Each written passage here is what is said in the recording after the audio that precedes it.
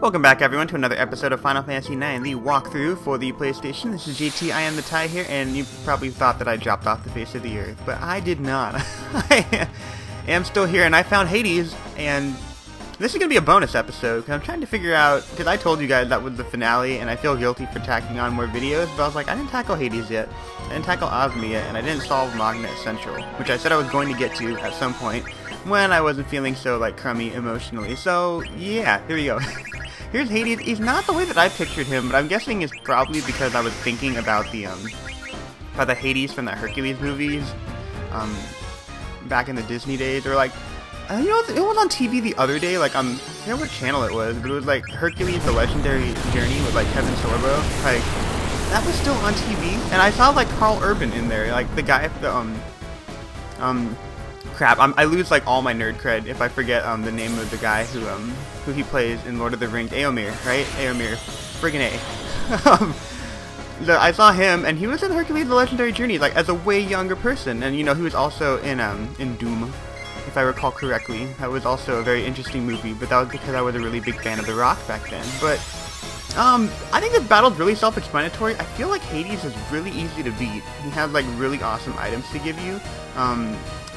I think the hardest thing in this battle is actually grabbing all the items he has. I'd have to look it up again, because I forgot. I mean, I think I stole a Reflect Ring already.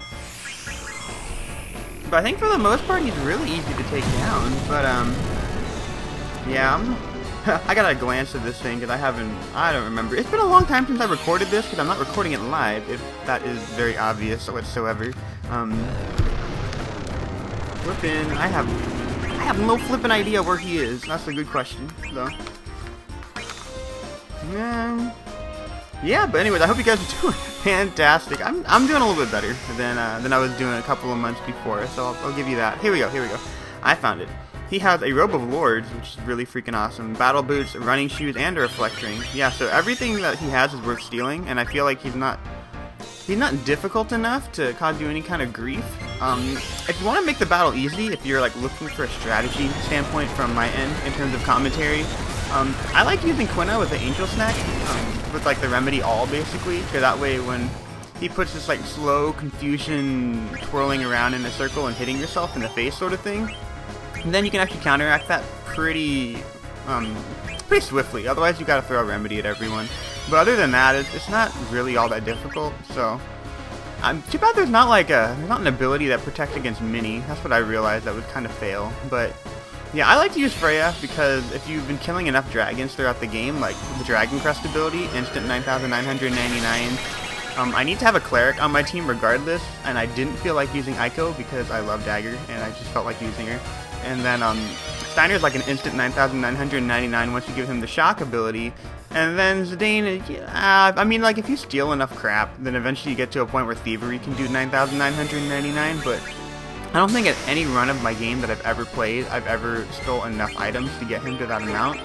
Because I really don't care that much. Zidane's like, because mainly like when I get into a boss battle, like Zidane's the one stealing, because the boss always has really good items. Like, I believe Ozma, you can actually steal like a pumice piece or an actual pumice from him, in addition to the Robe of Lords. So, like, I like to have Zidane steal if I can, but Ozma is like a whole different thing. To be completely frank, I think that Ozma was the most difficult boss that I fought in a Final Fantasy, other than that one boss in Final Fantasy 12 that took like 12 hours to beat or something stupid. I don't even think I beat him because I remember reading the strategy and it was like, do I want to fight a bad guy for 12 hours? And then I thought to myself and I said, no, I want to eat and enjoy my life. So I decided not to. And mainly because I think I read up on the spoils for like what they gave you, and it was something stupid. It was like a merit badge. It was like the equivalent of like, good job. It was a pat on the back. It's kind of like when you get an A and you have like Asian parents and they're just like, yeah, well, you get A's all the time. So kind of like that. But I guess I'm having a little bit more trouble with Hades than I initially thought. No, I think it's because I'm trying to steal everything from him. But he's not too bad. I mean, he casts Reflect, but I don't have anyone on my team that's throwing magic at him anyway. And then even if you had Vivi, you would just cast Reflect on one of your own characters, and then do the Reflect ×2 ability, and then bounce Flare off of them. So nothing too fancy there. Yeah, but he goes down really easy, and basically, like, the reason why you beat up Hades, in case anybody's actually wondering why you would beat up Hades, why you would beat up a Greek god, is because he opened up a synthesis shop, and you can synthesize really good items. Like, you can synthesize the Save the Queen Sword for Beatrix, which I think opens up another cutscene. I would have to think about that. I don't, but it's at the cost of, and then you can also get tin armor. I'm like jumping back and forth in my head, but you can get tin armor for Steiner as well, which is absolutely amazing in terms of like magic defense for him. However, that comes at the cost of like Senna's hammer that you got earlier on in the game, and you know, you got to keep in mind, alright, that if you use Senna's hammer, you no longer get that cutscene where Blank gets stabbed for betraying King Leo at the very end finale, which I did show you guys, so that's pretty cool. But that's why I can actually make the tin armor now, which is what I'm going to do. I commend you for overcoming me, blah blah blah blah blah. Bring me 2 pumice pieces and I will synthesize you a pumice. And I never liked synthesizing the 2 pumice pieces because it requires a hammer, I believe, or something like that. Or like in order to break the pumice back into pumice pieces, it requires a hammer. So I don't want to use my hammer, and I just want, and basically the pumice piece has more it gives you more stat boost, basically, and it also absorbs Holy and Shadow, I believe. And I don't think the pumice does that. It just teaches you the arc ability, which is, you know, like the giant spaceship that you fought in the name that sounds French. Oh, there. So yeah, I'm gonna buy some more items here, and I just wanted to kind of walk you through how to defeat Hades. I think I did a very poor job, but monkey do, maybe, I don't know. You guys can just watch the video. I managed to steal everything from Hades and then still beat him, and I don't feel like my guys are at an extremely high level, so I feel like the strategy is pretty simple. Just keep your people alive. Actually, isn't that the strategy for all RPGs? I don't know. It might be, but yeah. Getting back to my life, I just wanted to thank you guys for the nice comments that you guys have been leaving, and thank you for watching this entire Let's Play so far. I really appreciate it. Everyone's always chiming in about my ending comments and what the game actually means to them, and I thought that was really cool because they're right. You know, this game's totally about life, and that's why it's really important. And it was funny because I believe that someone I'm subbed to is actually planning on doing a Final Fantasy run through as well. However, he has this like a penchant for putting really long videos up on YouTube. Like, he played through Final Fantasy VI. And I don't know why he puts up like 50-minute episodes, but I can't watch 50-minute episodes. Like to be completely honest, like if I can watch a YouTube video that's of any great length of time, it always has to be like, it's very hard to do that now because I can only do that on the days that I have off, which would be, you know, like Sunday, Monday, and Tuesday, because Wednesday through Saturday I'm just busy with work and just sleeping. And this is the Ragtime Mouse, by the way. So pop quiz, question number 2. I Want to Be Your Canary was written by Lord Afon. True or false? That is false because they spelled Avon wrong. It was Avon, like Avino, with a V, not with an F. Okay, that's fail. And you do get something really good. I think you, I forget if you get like a protect ring or you get like a ton of money, like 50,000 gil, if you get all the questions right. So, I mean, if you're worried about getting a question wrong, I would just look it up on GameFAQs, to be completely honest. Actually, I heard that GameFAQs was actually supposed to be called Game FAQs, but for some reason, the way that we pronounce it now is FAQ. So what the FAQ is up with that? I'm kidding. That was so stupid. Yeah, but basically, I'm on Vile Island right now, I believe. I think I'm on Vile Island. And I wanted to show you guys, just like for the second part of the video, the most difficult enemy in the whole freaking game. And it's actually not a Yawn, which is this guy right here. And you gotta keep in mind that Yawns come in packs, so I believe it's 1 through 3. It might be up to 4. But, this is 1. This is 1 Yawn. And, yeah, he's gonna wreck something fierce. These guys are incredibly difficult. I don't quite understand how to describe it other than what happens if you have 3 of them is that they all have the ability to drop Comet, which causes a random amount of damage, which means that it will either kill your character immediately or like put them critical or, you know, maybe not do anything. But most of the time, like when I get hit with Comet, it kills my character. And then if you have 3 people on there, they all have the ability to use Snort at any point throughout the battle. And what Snort does is that it's kind of like what that stupid ghost ship did in Final Fantasy VII when you're trying to get the guidebook, when you're in the underwater reactor.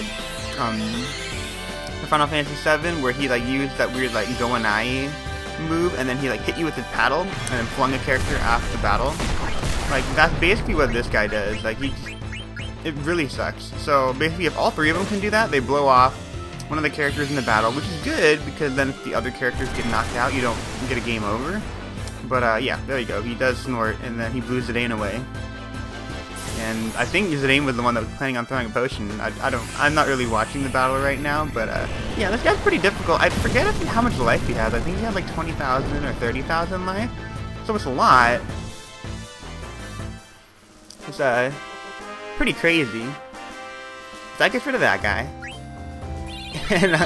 and you get a ton of experience for fighting these guys, which is why it's good to fight a Yawn. But at the cost of like your sanity, I think it's easier to just kill a Grand Dragon a lot of times because, you know, you just equip Resist Thunder Elemental and pretty much, like, the dragon can't hurt you, right? So, the Yawn can always wreck you. Even when you're at a really high level, they still manage to wreck you. Like, because then Comet might do, like, 8,000 points of damage as opposed to 2,500, which still killed Vivi, I think.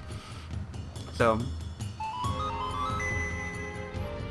yeah, but getting back to the general overall themes of Final Fantasy, I got a really good comment the other day where someone said, I also think that this video game is representative of like redemption and, you know, and giving people second chances, and that is so true. It is very true because I mean that is embodied in Beatrix, and I forgot to touch on that particular subject when I was doing like my final credit thing, but that is also a very valid point, and that totally resonates with me as well. So if you guys felt that same exact way, then I do too. And yeah, I just wanted to touch on that, and in general things in life, I feel like I'm doing okay. It's not too bad. You get through life accordingly. You gotta, but yeah, you know what I find? I always find that the most important thing is that you need to find something that you're really passionate about, and that is the trick. I was particularly happy because I had like a one-on-one with my old supervisor before they transitioned me over to my new area where I've been working like the entire time. I just have like new supervisors for it. And he was talking to me because we had like the one-on-one before they switched over. And he just said how upset he was that I wasn't hired 6 months before or 6 months afterwards, because he thinks that like the circumstances around like my hiring like kind of pigeonholed me into this one area, when in reality they would really, like, he and the other supervisor that runs on the same shift, they both wanted me like in the plant the entire time, and they're very upset because they think I'd be really good over there, because it's very obvious that I know how to coordinate and multitask and do and work with various different groups, and I know who to contact, and I'm very confident in what I do, and that felt really good.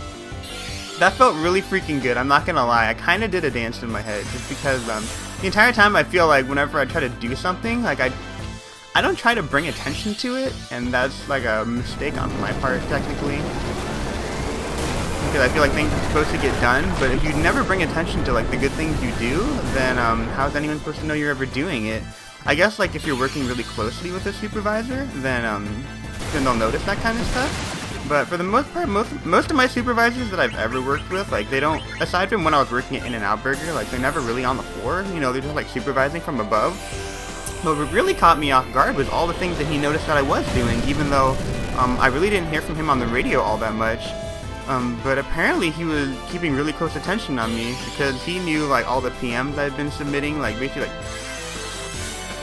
like performance, not performance, it's like maintenance work basically, that's what I want to call it.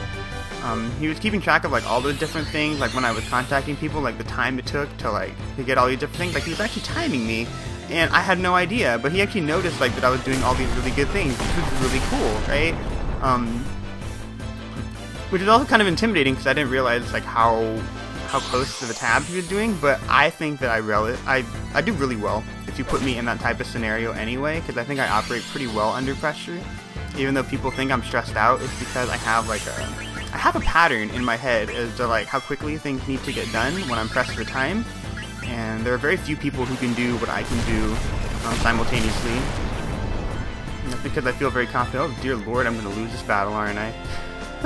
Come on, Freya. Come on, Freya. Bring home the bacon. How much experience will she get if she's the only person who lives this battle? That is a fair question. Kill Leon. Kill Leon. Kill Leon. Yes. I feel like that success baby meme. And I'm really into memes, by the way, right now. 85, dear lord. Yeah, I got really into memes. You know the meme that I'm completely obsessed with right now is Grumpy Cat. Grumpy Cat's like the freaking most hilarious thing ever. I think I was reading one the other day, and it was like, if you're a Harry Potter fan, he was like, my Patronus is a Dementor. And that cracked me up so much. That was just so funny. But here is the guy that I was actually looking for the entire time. So here's the friendly enemy on Vile Island. And now if you give him a diamond, you will be able to... I believe it takes away the resistance to Shadow and Holy that Ozma has, and it also enables you to hit him with a physical attack. On the other hand, if you choose to provoke the friendly Yon, which is really fun, then he starts to destroy you, and I will demonstrate just how badly he destroys you. So he has the highest magic defense and physical defense resist in the entire game. He gives you a Rosetta Ring every single time you beat him. I believe he gives you like 50 AP every single time you beat him. You can beat him an infinite number of times, but based on the fact that Flare did 61 damage, and I believe Shock does like a corresponding minuscule amount, you're pretty doomed. Like, you're gonna need Quina with the Frog Drop ability, the Dragon Crest ability, Thievery at your disposal, because Maha is an attack. It's like this. I believe it's the strongest physical attack in the game, and he basically it's like a counter attack in addition to like a normal attack that he does. So yeah, he's just wrecking my shit. Like, I am going to die, and that's all I'm gonna say about that. So yeah, Kiraga was about a turn too late. Oh dear lord. But yeah. If you wanted to like get a whole bunch of AP and get a Rosetta Ring, then just keep on beating up the Yon. But if you want to try to beat up the friendly Yon, be my guest. But I don't have a lot of success beating him, and I didn't feel like wasting time in trying to. So yeah, but basically, like, you're not giving me any. He basically runs away after a little bit too. But yeah, he's gonna start doing Ba again, and I believe he's just gonna kill Zidane and Dagger in one hit because he's insane.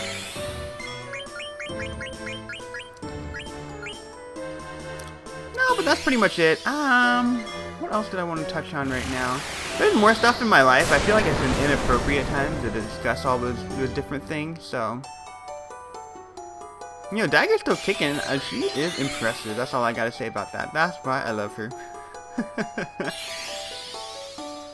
Yeah, but on the romantic front, it doesn't matter. Whatever.